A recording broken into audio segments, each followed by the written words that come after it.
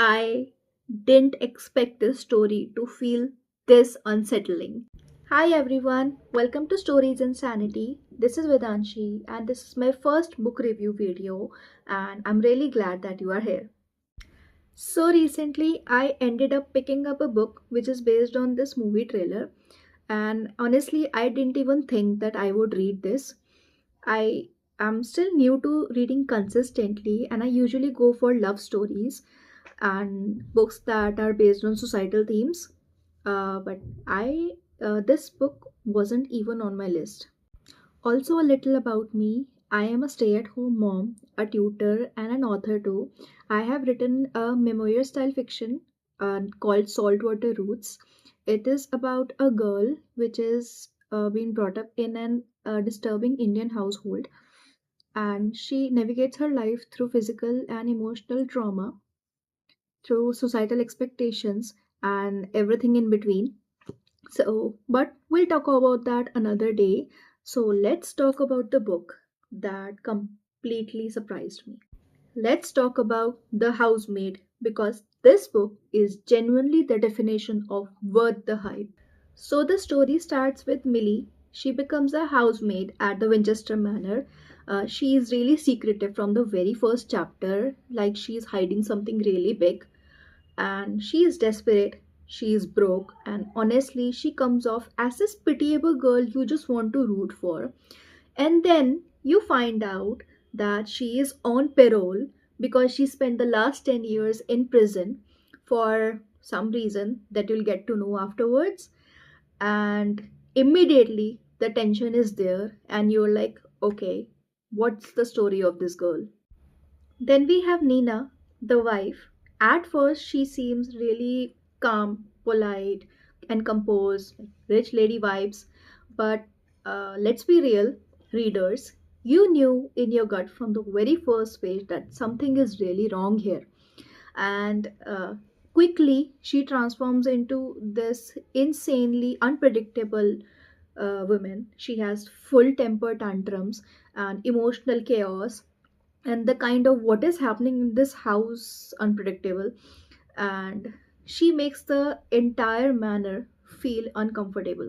And Nina's daughter Cecilia, oh my god, she is this uptight little girl who is always dressed in pale weird lacy dresses, and she seems all innocent but she is not. Trust me, she is sneaky, total brat energy. And what's interesting here is she is weirdly good with Nina, like they both have a separate alliance going on. And now about the rich husband, Andrew Winchester.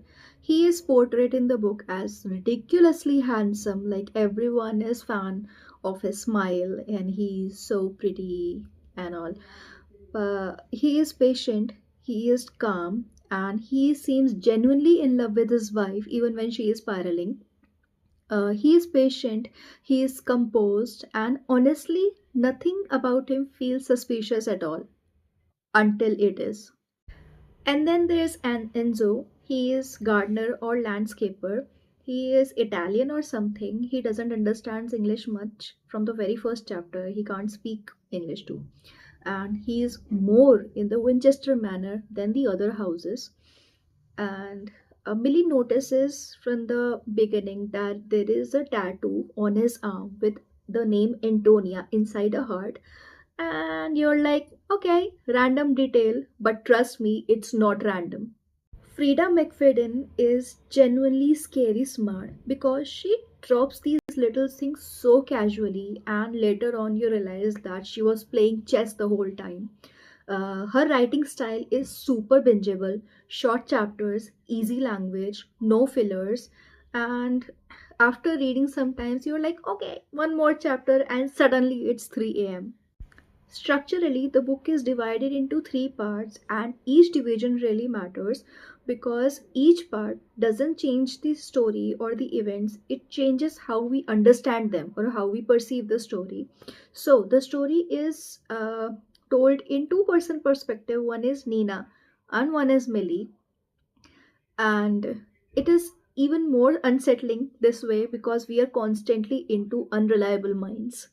Now, here's the thing, the story flows really smoothly up until chapter 36. It is almost like a basic domestic thriller setup where there's a rich husband, a crazy wife, and a young housemaid comes in between. There is tension building, and you know where the story is going. Like it starts giving a storyline where the rich husband and the young girl falls in love, and the husband finally tells the crazy wife that he can't take it anymore. And then chapter 37 happens. Bro, the dynamic shift is so hard that for a full chapter you are genuinely confused that wait, what is happening right now? And did I miss something or did the book flip itself? But that's the genius of Freida McFadden. And the twist isn't loud, it's a realization twist. Nothing really explodes, but you slowly understand that what you believed was based on incomplete truth. And the power doesn't change itself, it reveals itself. By the end, I wasn't screaming, I wasn't shocked, I was impressed. This book is addictive, fast paced, genuinely unputdownable, and totally worth the hype. If you are a reader, do read this book before watching the movie and tell me what was the exact chapter when you noticed that you were wrong all along in the comment section, and please don't forget to subscribe.